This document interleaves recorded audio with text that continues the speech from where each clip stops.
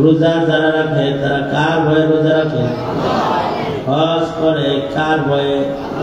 যাকাত দেয় কার ভয়ে? দাড়ি রাখে কার ভয়ে? টুপি পরে কার ভয়ে? পাঞ্জাবি পরে কার ভয়ে? পাগড়ি মাথায় দেয় কার ভয়ে?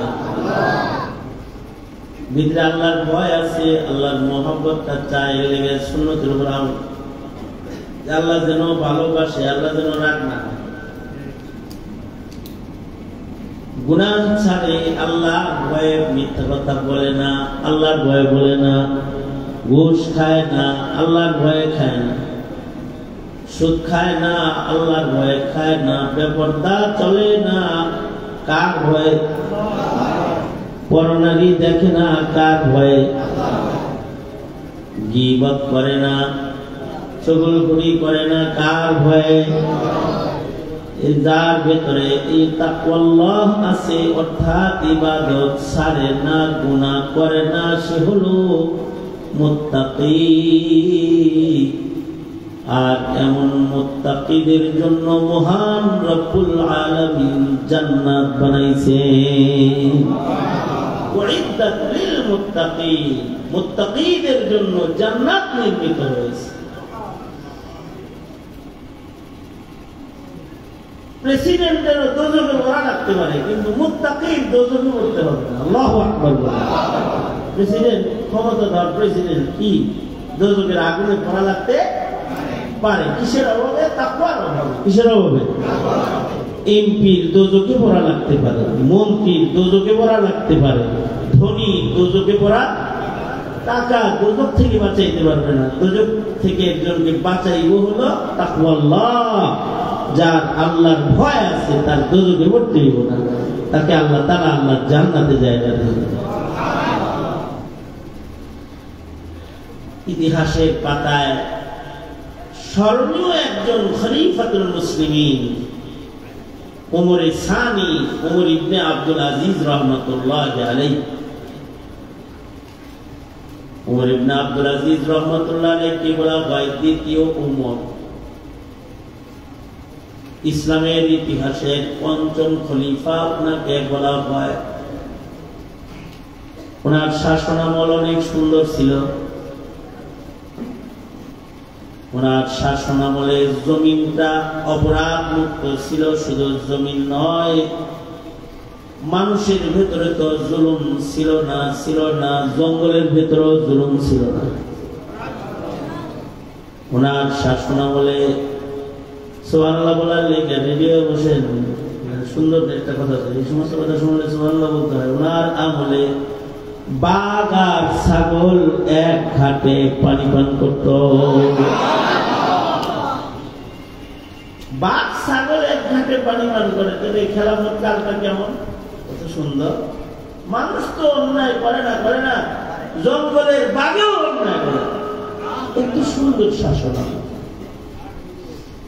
এখনকার শাসন আমার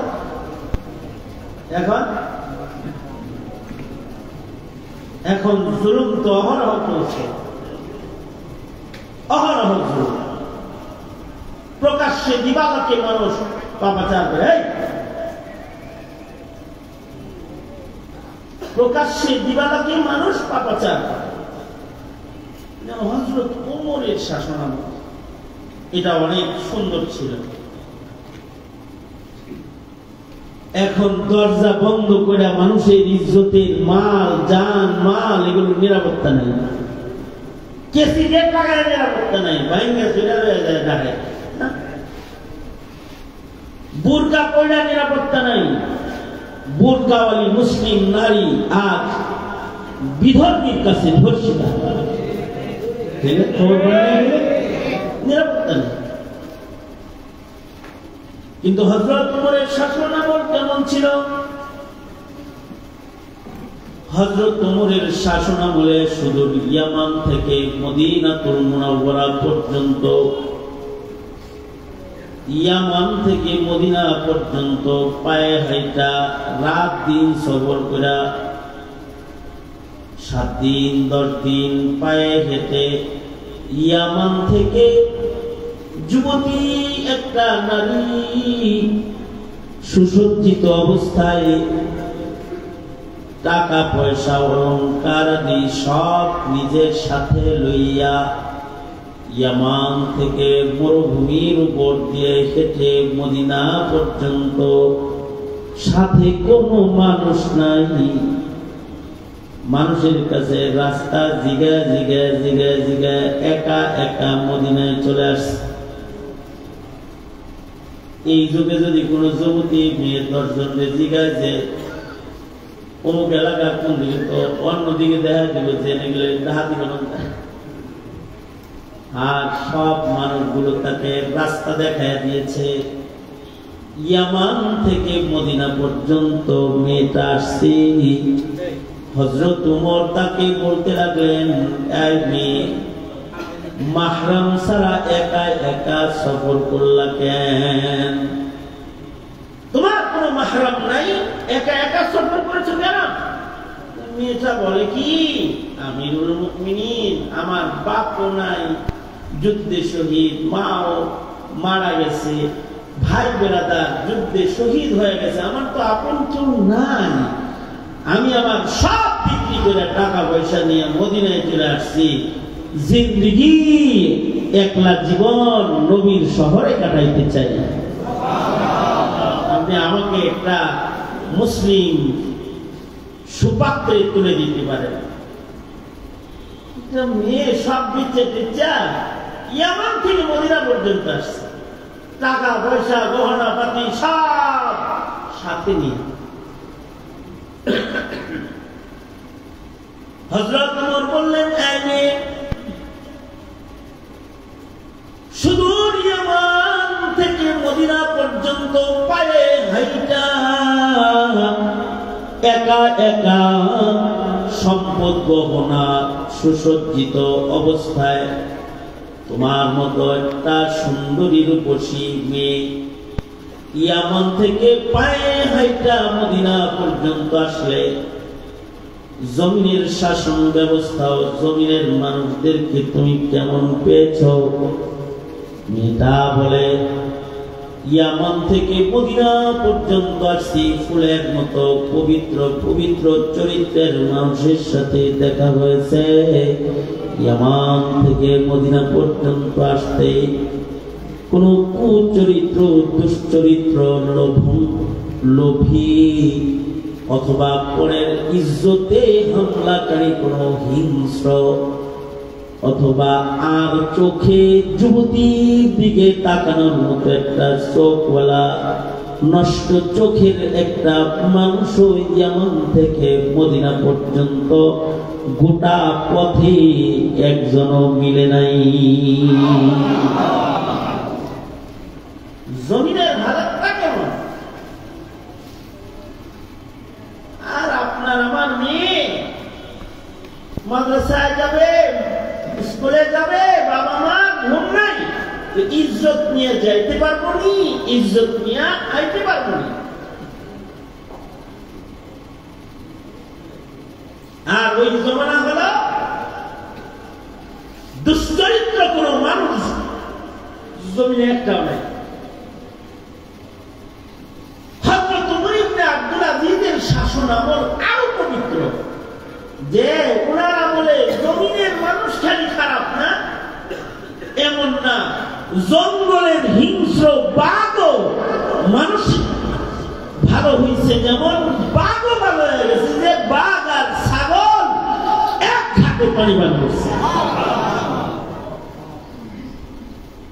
এই কারণেই এই ওমর ইবনে আব্দুল আজিজ যেদিন মারা গেছে, ওই দিন জঙ্গলের ধারে এক বৃদ্ধা মহিলা চিল্লায় বলা শুরু করছে, এই দেশের মানুষ, ওমর ইবনে আব্দুল আজিজ ইন্তেকাল করেছে। কত দূর থেকে বলতেছে? হাজার হাজার মাইল দূর। এই মোবাইল ক্যামেরা ইন্টারনেটের যুগ না, যে মারা গেছে আর ফেসবুকে পোস্ট পাইছে যে অমুকে মরছে। তখন এক এলাকার খবর আর এক এলাকায় যাইতে মাসের পর মাস সময় লাগতো। আর মহিলা বলতেছে, ওমর ইবনে আব্দুল আজিজ ইন্তেকাল করেছে, মারা গেছে, নাই দুনিয়ায়। খবর নিয়ে দেখা গেল কি কয়েকদিন পরে যে আসলেই সবাই মিলা বুড়া মহিলাকে বলে, এই বুড়ি, আমিরুল মুমিনিন উমর ইবনে আব্দুল আজিজ দুনিয়ায় নাই, এটা তুমি কেমনে জানলে?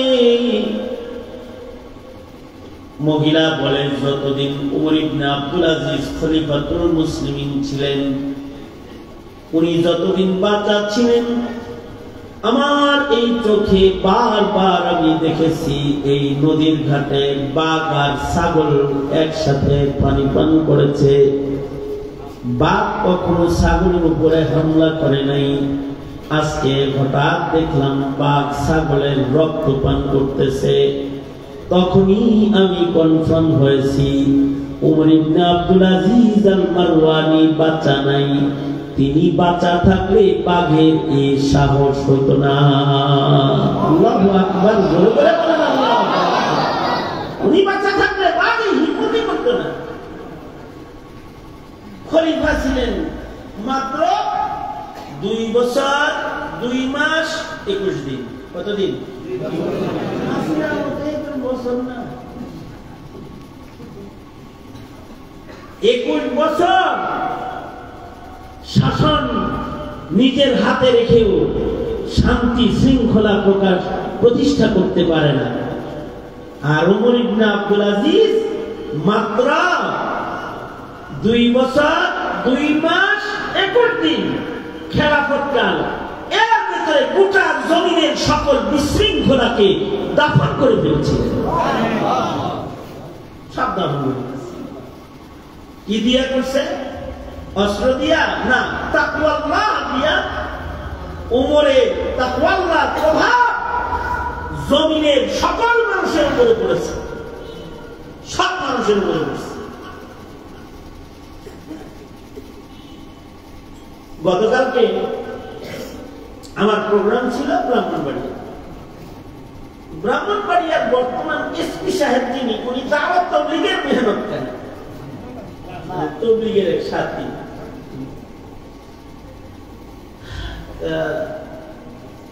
মাহফিল শেষে আমি এক জায়গায় আমাকে নিয়ে গেল চা খাওয়ার জন্য।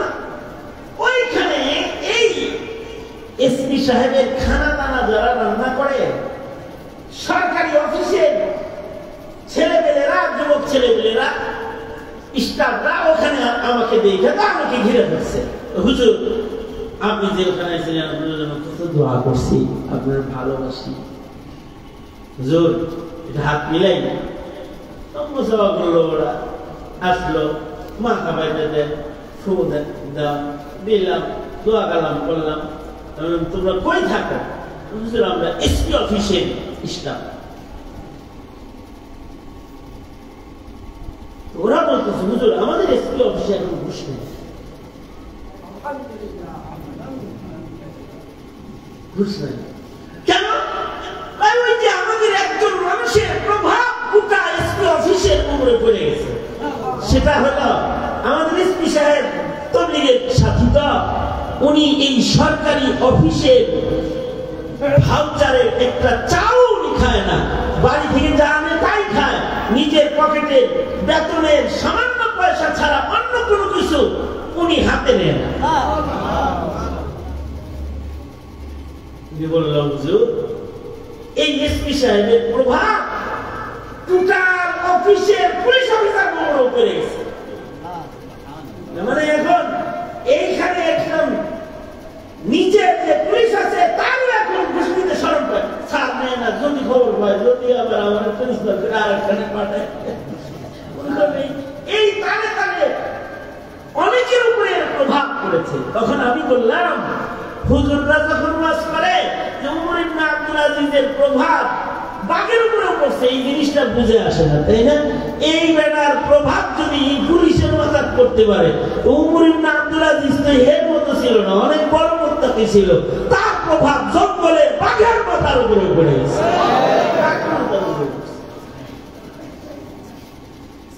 ইমাম গাজ্জালী রাহমাতুল্লাহ আলাইহি ইহইয়া উলুমিদ্দিনের ভেতরে লিখেছেন,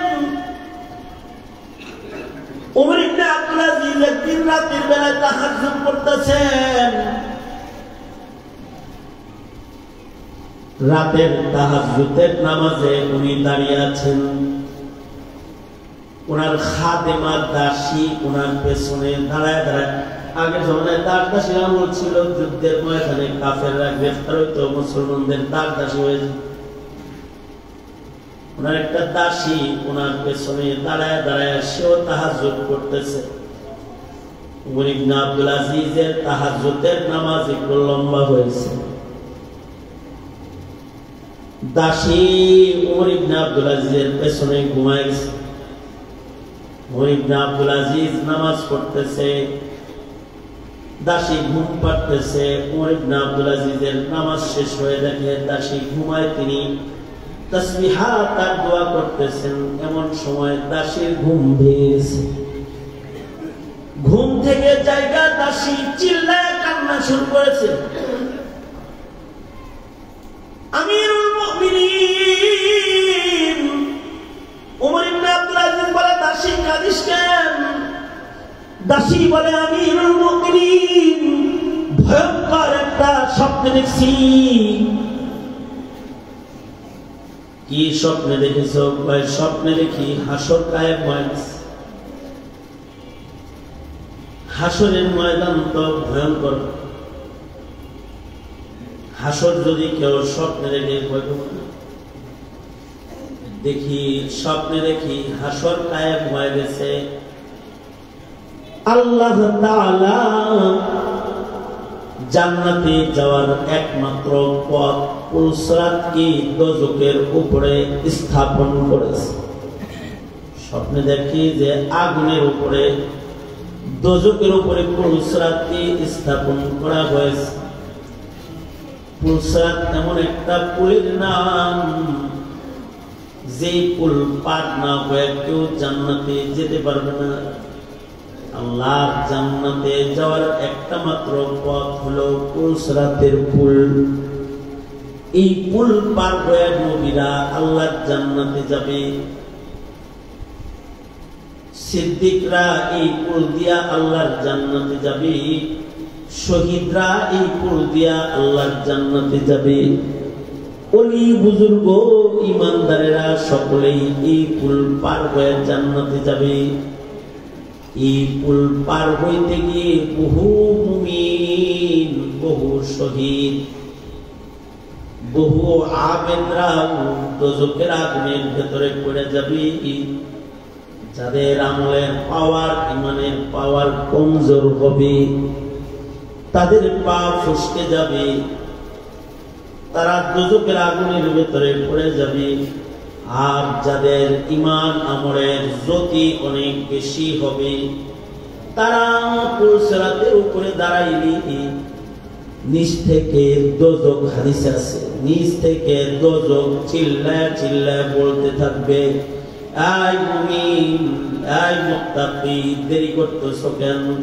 তোমার ঈমান, তোমার তাকওয়ার আলোতে নিচে আমি জাহান্নাম নিভে গেলাম, তো মেহেরবানি করে একটু তাড়াতাড়ি পার হয়ে তুমি আল্লাহর জান্নাতে ঢুকে যাও। সব বাতির পাওয়ার যেমন এক না, সব ঈমানের পাওয়ারও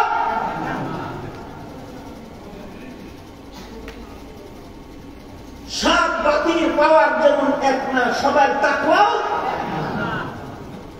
কিছু মানুষ আছে গোপনে গুনাহ করে, প্রকাশ্যে করে না, আছে না এমন কিছু? আর কিছু মানুষ আছে এই ইকো ভাই ইয়া ওই রিভার সব এই তোমার এই লাইটটা বন্ধ করো না, এটা আমার চোখে লাগতেছে। তোমার ভিডিও করার লাগে তুমি আমার সাজা দিবা, হ্যাঁ যাও গিয়ে তোমার ক্যামেরাটা তুমি ব্যাচ যাবে, চোখে লাগাই আছে বাড়তে। হ্যাঁ ইউটিউবের ব্যবসা গরম করার লাগে আমার চোখ কানা করে ফেলবো, তার একটা বাস দিয়ে সেট করে খেয়ে দিচ্ছে। মনে মনে রাগ হইতেছে। এদিকে দোনাত করে তোলেন, না যারা দেন জবান খুলে বলেন আল্লাহু আকবার। দিল থেকে বললেন তো আল্লাহু আকবারের পাওয়ারটা ভালো হবে। জোরে আওয়াজ করে বলেন আল্লাহু আকবার।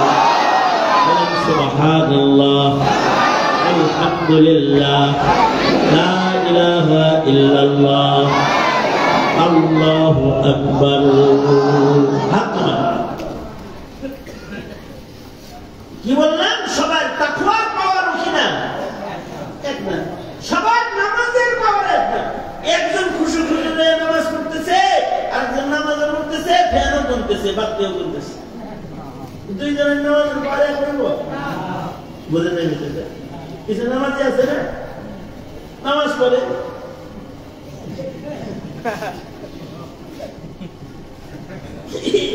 করতে দেয় যে হ্যাঁ নামাজ, আর হুজুরি তালাক নিয়ে একটা নামাজ পড়তেছে। হ্যাঁ নামাজের পাওয়ার আর হ্যাঁ নামাজের পাওয়ার এক হইব না। সবাই ইমানের পাওয়ার এক না, সবাই নামাজের পাওয়ার এক না, সবাই রোজার পাওয়ারও। একজন খালি না খায়া ছিল, মিছা কথা কইছে, রোজা থেকে বসে খাইছে, আনতে ধরে নিতে কইছে রোজার মাস হাতে দিয়ে না মনে করে কথার কথা কইতেছে। রোজার মাসে রোজাও রাখছে, বসে খাইছে, হ্যাঁ রোজার পাওয়ার। আর যে রোজার এইটা কোন ধরনের ছোট খাটো গুনাহ করে নাই, তার রোজার পাওয়ার আর হ্যাঁ রোজার পাওয়ার কি এক হইব? কিছু রোজাওয়ালা, কিছু নামাজওয়ালা, কিছু ইমানওয়ালা, কিছু তাকওয়াওয়ালা পুলসিরাতের পুলের উপরে দাঁড়ানোর সাথে সাথে দোজখ চিৎকার করে কান্না শুরু করবে, আল্লাহু আকবার কাবীরা বলে, দোজখ চিল্লায় কাঁদবে। আর কিছু কিছু মুমিন আছে, এরা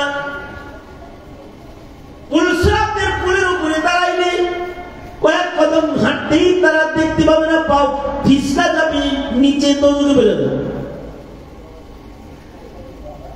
আজকে যশোর থেকে আসার পথে ওই মেন রোডে একটা টিউবওয়েল ফ্যাক্টরি আছে, ওসমানগড়ে ওখানে ঢুকাইছিলাম। টিউবওয়েল বানায়, লোহারি তরল পানি বানায়, টিউবওয়েল বানাইতেছে। এই লোহাগুলা আবার যখন পার্টস বানাইতেছে, মাত্র ওরা বললো যে হুজুর মাত্র 21-22 সেকেন্ডের ভেতরে এটা আবার জমে যাবে। পানি বানাইছি, এটা জমবে, মাত্র সময় লাগবে কতক্ষণ? 21-22 সেকেন্ডের ভেতরে এটা জমে যাবে। দাঁড়ায় আগুন দেখলাম যে আগুন লোহারে পানি বানায় ফেলছে, ফর্মার ভেতরে পানি দিছে, 21 সেকেন্ড 30 সেকেন্ডের ভেতরে পানিটা আবার লোহা হয়ে যেতেছে, জমে যেতেছে।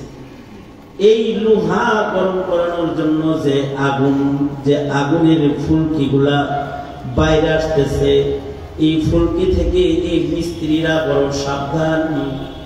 সামান্য ফুলকির একটা ফুলকি যদি গায়ে আইসা লেগে যায় তাহলে গা পড়ে যাবে, ঠুস পড়ে যাবে। আমরা ওখান দিয়ে গেলাম, হুজুর সাবধান, ওইদিকে যান না, এদিক দিয়ে যান, কাজ লাগলে পা সুদ্ধা পড়ে যাবে, কাপড়ে লাগলে গায়ে আগুন ধরে যাবে। চিন্তা করলাম মানুষের কয়লা দিয়ে জিগাইলাম এটা গ্যাসের আগুন না কয়লার আগুন, এটা কয়লার আগুন। চিন্তা করলাম কয়লার আগুন, এইটার ভেতরে লোহা ছাড়ার সাথে সাথে যদি এটা পানি হয়ে যায়, জাহান্নামের আগুন,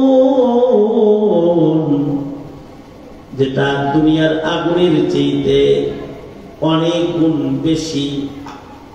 নারু জাহান্নামা আশাদ্দু হাররা।